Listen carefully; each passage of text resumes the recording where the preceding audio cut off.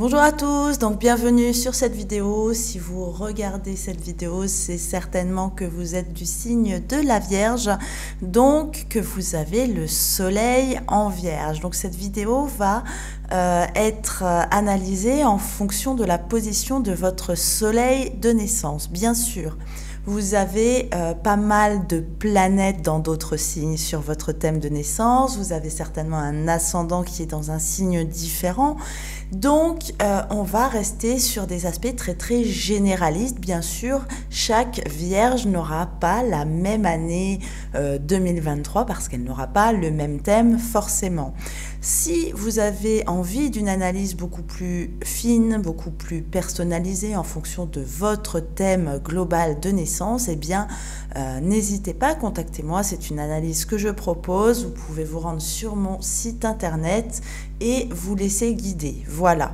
Donc, sans attendre, je vous propose de regarder les aspects généraux de la Vierge en 2023.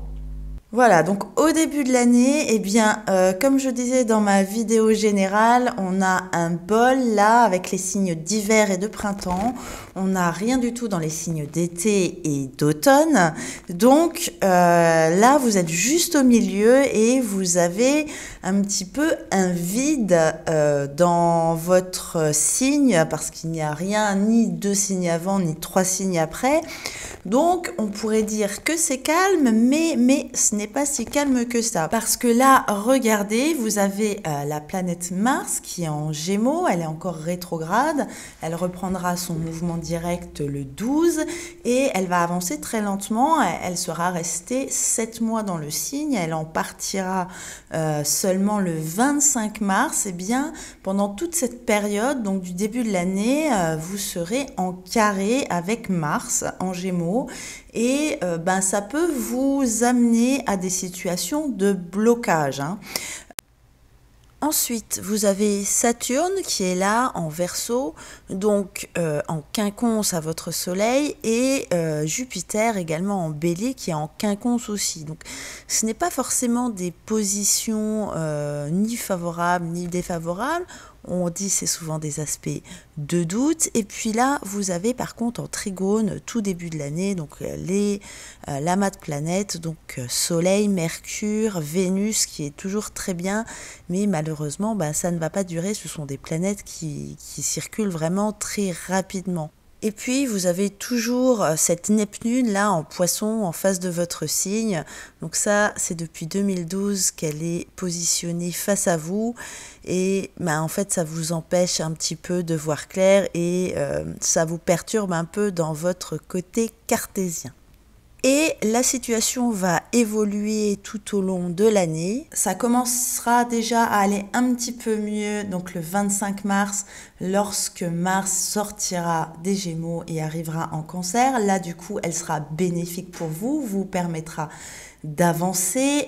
Quoique, regardez là, on a Saturne qui est dans le signe des Poissons, qui vient d'y rentrer le 7 mars, et elle est en opposition à votre signe. Alors, Saturne, c'est une planète qui vous correspond un peu, c'est quand même raisonnable, cartésien, et dans le signe des Poissons, c'est vraiment tout l'opposé.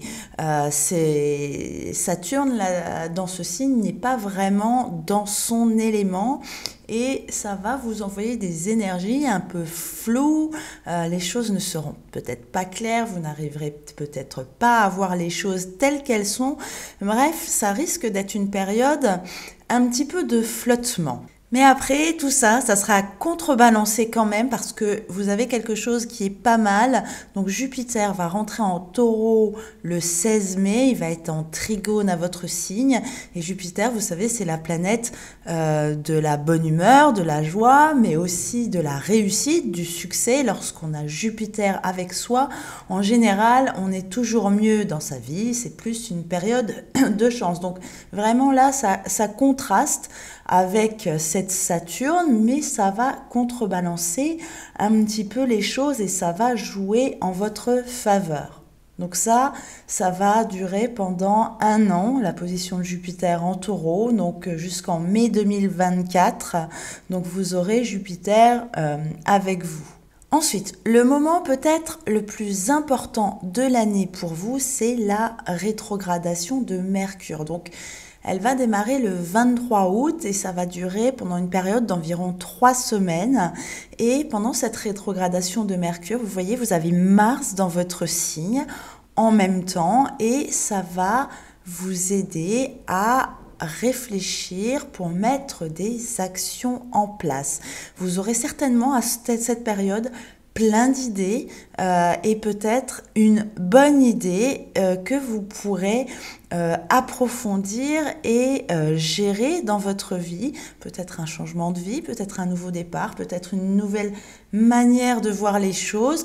En tout cas, quelque chose vraiment qui va être synonyme d'un changement positif, surtout dans vos attitudes. Je vous rappelle que Mercure, c'est votre planète et justement, elle rétrograde cette année 3 fois dans des signes de terre. Donc, elle va nous demander cette année de réfléchir sur des choses concrètes. Donc là, au moment où elle rétrograde, Mars est chez vous, donc vous avez la possibilité de mettre en place des réalisations concrètes, de démarrer quelque chose ou de continuer, de persévérer dans quelque chose qui vous plaît, dans lequel vous vous êtes peut-être déjà lancé, mais quelque chose qui vous tient vraiment à cœur. Et je vous mets aussi la carte donc, du 31 décembre parce que par rapport à la fin de l'année, eh bien ça va rester stable comme ça jusqu'à la fin de l'année et même pendant quelques mois encore, début 2024. Il n'y aura pas vraiment de choses qui vont bouger, mais c'est quelque chose qui est en train de mûrir peut-être chez vous et vous avez besoin de temps. C'est aussi ça le message de cette rétrogradation de Mercure dans des signes de terre.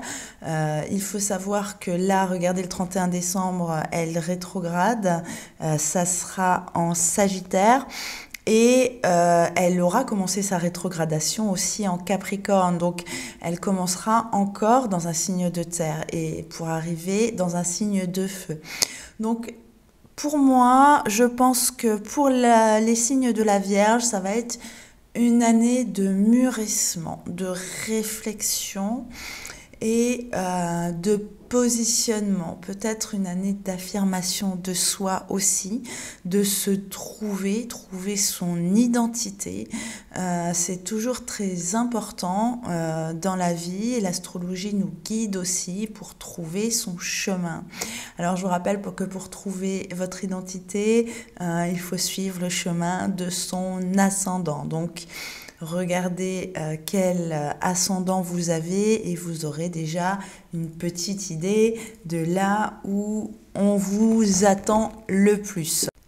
Voilà, donc c'est ce qu'on peut voir plus ou moins sur le signe de la Vierge pour l'année 2023. Donc je dirais une année plutôt en demi-teinte, donc de réflexion comme je viens de vous le dire. Et puis avec ses hauts et ses bas, rien d'exceptionnel, ni en positif ni en négatif. Un chemin qui continue tout doucement, tranquillement mais sûrement. Voilà, donc comme vous l'avez compris, on arrive à la fin de cette vidéo. Si vous avez apprécié, n'hésitez pas à me soutenir en likant cette vidéo, en vous abonnant si ce n'est pas déjà fait, en me mettant un petit commentaire ou en la partageant. Voilà, mais écoutez, je vous remercie de votre écoute et je vous dis à très bientôt pour de nouvelles analyses. Au revoir.